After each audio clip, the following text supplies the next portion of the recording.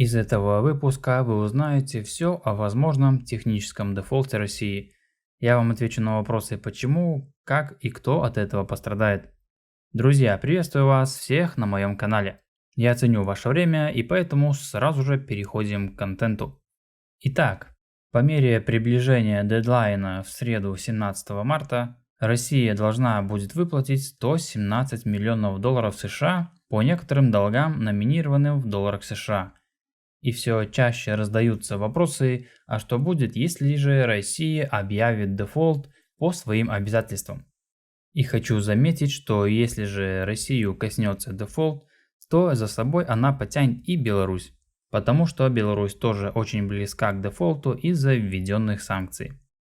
И хотя долги России относительно невелики, а ее финансовая система не так сильно интегрирована с остальным миром, некоторые аналитики все же считают, что неизбежный российский дефолт может иметь непредвиденные последствия. Сейчас резервы России составляют 643 миллиарда долларов, а Россия должна выплатить всего лишь 117 миллионов. И на данный момент Россия должна произвести два купонных или регулярных процентных платежа, то есть сегодня. Однако у нее еще будет 30-дневный льготный период, и формально дефолт не произойдет по крайней мере до апреля месяца. Россия же в последний раз объявила дефолт во время революции в 1917 году и в 1998 году, когда экономика страны была еще очень слабой после распада Советского Союза, а из-за расходов на войну в Чечне означали то, что Россия не была в состоянии платить по своим долгам. Но из внимания не может ускользнуть тот факт, что Россия укрепила свое финансовое положение в последние годы, несмотря на западные санкции, введенные после вхождения Крыма в состав России в 2014 году, когда правительство использовало профицит бюджета и сократило свою зависимость от доллара США. И по данным Института международных финансов, внешние обязательства России, то есть деньги, которые должно кредиторам правительства, а также компании и домашнее хозяйство страны, сократились примерно с 729 миллиардов в 2014 году до примерно 597 миллиардов в 2015 году. И из них 135 миллиардов должны были выплачены кредиторам в течение одного года. Однако сумма самого долга правительства относительно невелика, она составляет 117 миллионов долларов. А также у государства есть облигации в иностранной валюте, номинированные в долларах, а также евро, на сумму около 40 миллиардов. И это относительно ничтожная малая сумма по сравнению с размером экономики России. И тем не менее, зарубежные инвесторы также владеют российскими долговыми бумагами на сумму около 28 миллиардов долларов, номинированных в рублях. Однако долги российских корпораций немного побольше, и в обращении международных облигаций России находятся в чуть менее 100 миллиардов долларов. Инвесторы в российские долговые обязательства – это хедж-фонды, предпочитающие рискованные ставки и крупные мировые управляющие активами. И по данным агентства Financial Times, американский управляющий фонд PIMCO, один из крупнейших в мире инвесторов на рынке облигаций, накопил позицию в размере 1,5 миллиардов долларов по российскому суверенному долгу.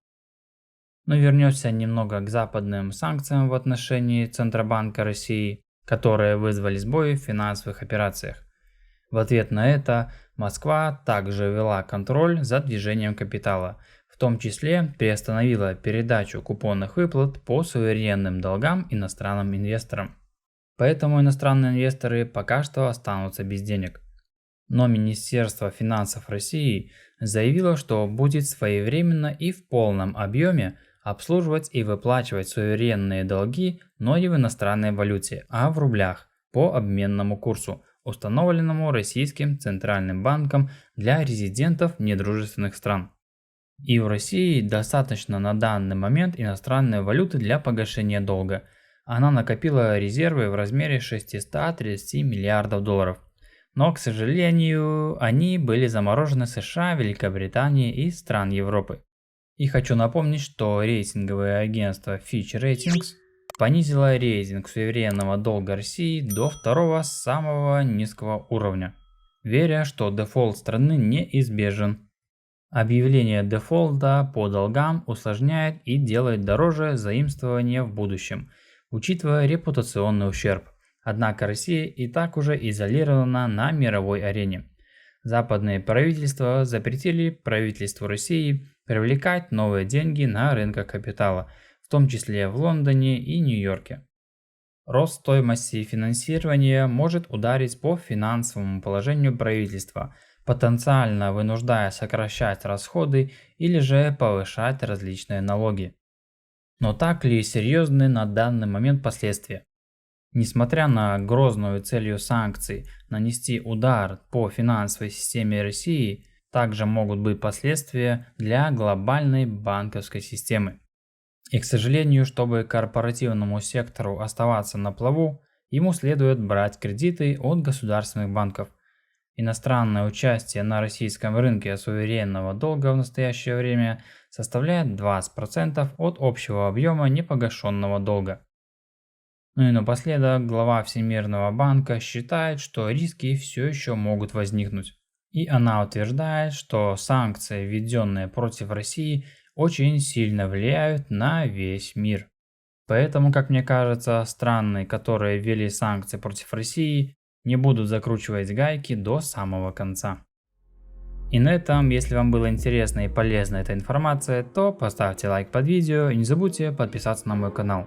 Желаю всем удачи и до скорой встречи.